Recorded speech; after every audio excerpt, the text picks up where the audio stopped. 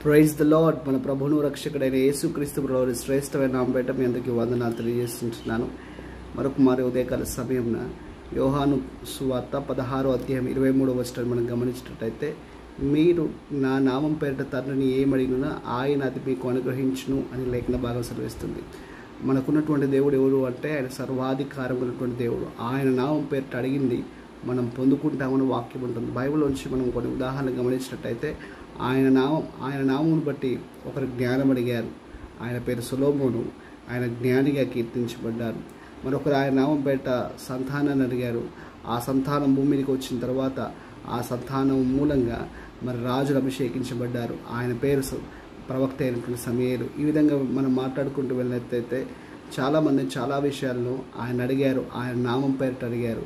వారందరూ కూడా పొందుకున్నారు. కాబట్టి వారందరూ కూడా ఈరోజు ఉదయం మనకు మరి ఒక ఎగ్జాంపుల్గా కనబడుతున్నారు.